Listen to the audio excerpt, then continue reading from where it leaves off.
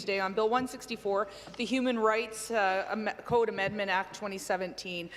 Just last week on Thursday, I had the opportunity to speak publicly in opposition to a bill that is being put forward in the province of Quebec that I believe is going to infringe on the rights of freedom of expression, religion and speech in that province, and the two-tiered citizenship that would bring to those who are affected. And I had a number of people tell me, well, why should you care? You're not from Ontario. Well, Speaker, I come from the City of Ottawa, as the member from Vanier does as well, and we actually do have a number of joint services, public services, that go throughout the National Capital Region. And just yesterday, our Mayor, Jim Watson, who used to serve in this House as a Minister of Health Promotion, came out and also opposed that piece of legislation and said that our bus system in Ottawa, OC Transpo, will not recognize that law when either an Ontarian or a Quebecer gets on our bus. It will not be recognized. So I applaud him for that. And at the time, I said something along the effect that our freedoms or our rights are never strengthened when we deny them in others. And I think that that's an important place for us to start when we talk about rights and freedoms in all of Canada, not just in our province. So to be clear, this bill will amend the Human Rights Code to include immigration status, genetic characteristics, police records and social condition as prohibited grounds for discrimination in the province of Ontario. The Act currently includes race, place of origin, gender identity, family status and disability, among other things, as prohibited grounds of discrimination. And in particular, this bill would amend things to include that every person has a right to equal treatment without discrimination because immigration status, genetic characteristics, police records or social condition, with respect to services, goods and facilities, that the occupancy of accommodation, the right to contract employment and membership in various types of organizations. And obviously, Speaker, that this is important. We want to continue to strengthen amendments to ensure that all Ontarians are treated fairly and they are protected from all forms of discrimination and racism. We all agree, I think, that no one should be denied work in the province of Ontario based on how they look, where they were born, what their economic status, social status may be. In fact, Speaker, I would expect that most of us in the province of Ontario would want to lift people up who either come here from another country or who may have systemically been part of the poverty system, and we want to make sure that they get ahead. And I think that we want to have a fair and open society as a result of that. I think, too, that race politics and sort of the race baiting or the other type of polarizing issues that are happening out there in society today really do not have any place in this assembly. In fact, I must comment. I've noticed the volatility and the polarization of not only our politics but politics worldwide, and I think that we have to rise above and make sure that there are protections for everyone. So I understand that this is closing loopholes that allows for people to be discriminated based on their social status, and so that's why I think it's important that this bill comes forward. I wanted to speak briefly, Speaker, about some of the human rights legacies within my own party. For example, you know, it was as early as Sir John A. Macdonald, Canada's first Prime Minister, who fought for the suffrage of women. He eventually did not have that passed, but he was the first Prime Minister to talk about that. But it wouldn't be until 100 years ago in the City of Ottawa that Sir Robert Borden, a fellow Nova Scotian Speaker, who became the Conservative Prime Minister during the war, would extend the franchise to women. So here we are today, 100 years after the date, and every woman in this Assembly not only has the right to vote, but we have the right to stand here if we get elected. So we see the advancements of human rights.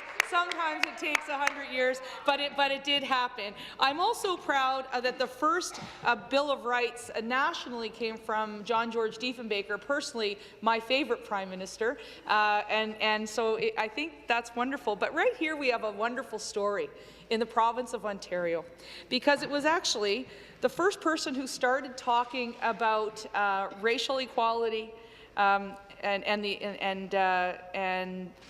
trying to penalize those who discriminate based on race, ethnicity or gender was actually Premier Frost.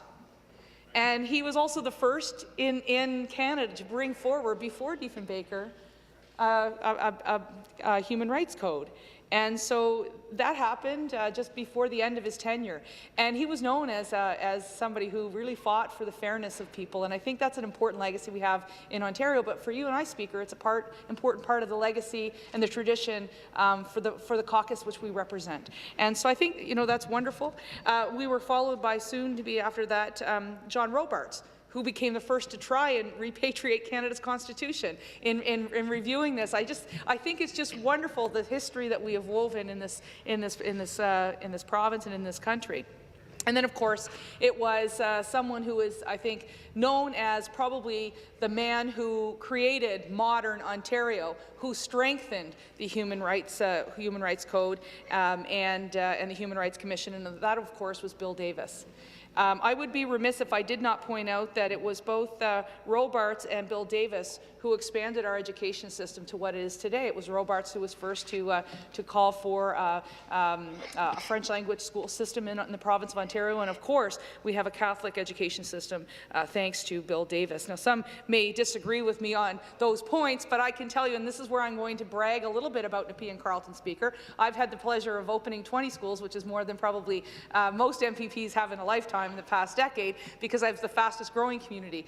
And we have 4 school boards inside the City of Ottawa. We have a French public, a French Catholic, an English public, and an English Catholic, and I can tell you they're all competing for schools, and I'm kind of like first come, first serve. As long as you're coming, we will make sure that those schools are not only filled to capacity, but probably within the first 2 years, there's portables outside. So we have this wonderful education system in the province of Ontario. Some will chastise me for saying it because they'll say, let's have one school system. I say no to that. I think the system works quite well, and it's due in part, I think, to the vision of both Robarts and of course Davis. So I think that's pretty important. I also, as I mentioned, I grew up in New Glasgow, Nova Scotia. I think every speech I give here, Speaker, I talk about growing up in New Glasgow, Nova Scotia. Small town, not really diverse at all. I love it though. I come by my Celtic roots quite proudly because of the time I spent growing up. But Flora MacDonald to me was always somebody who was larger than life, and I will never forget hearing the stories as the young progressive conservative youth president back in the 90s of Flora when she came in as the first serious female contender to a leadership for a party, and she came into the Skyboat song to 49 pipers, but she was more than just that. In fact, I think if we look at our Charter of Rights and Freedoms, you'll see one very important point in there that Flora MacDonald had included, and that is gender equality in our Charter of Rights and Freedoms. I was proud of that. Internationally, we've seen great success, whether that was Joe Clark with the Vietnamese boat people, Brian Mulroney with opposition to apartheid, my predecessor, Speaker, John Baird, in standing against Putin's anti-gay laws. And so I think we have a legacy, I think, on this side of the House that I quite want to remind my colleagues of. From time to time, and I quite want to remind Ontarians of from time to time, because I think sometimes we get into this situation where we talk about the politics of division, or we'll talk about the politics of segmenting the population and trying to find one group over here and another group over there. But I was reminded over the weekend, and Speaker, you and I have had this conversation of the late, great Robert Stanfield, often known as the greatest Prime Minister Canada never had. And he penned an open letter to his caucus and the Conservative caucus and explained what the Conservative fundamentals were as they pertain to their responsibility to the electorate. And his philosophy was very similar to mine, and this is why I have no problem here speaking to this piece of legislation in terms of breaking down barriers for those who have dealt with systemic discrimination. He actually said that any political party, particularly a progressive Conservative party, particularly in the British parliamentary tradition in which we stand, is we need to ensure that there are voices from every facet of society and every walk of life.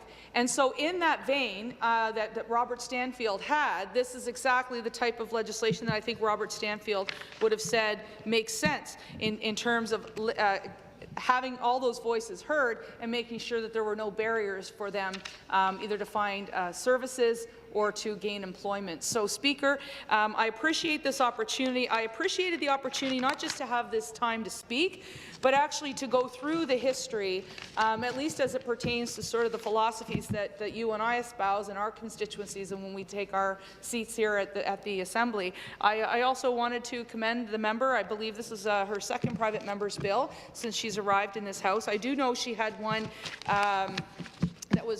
that had pertained to the City of Ottawa becoming officially bilingual. I gather that will, unless we have another draw before now in the election, probably won't see the debate time in this Assembly as she's chosen this other bill. But thank her very much for the opportunity, and very glad to have participated in the debate today. Thank you very much.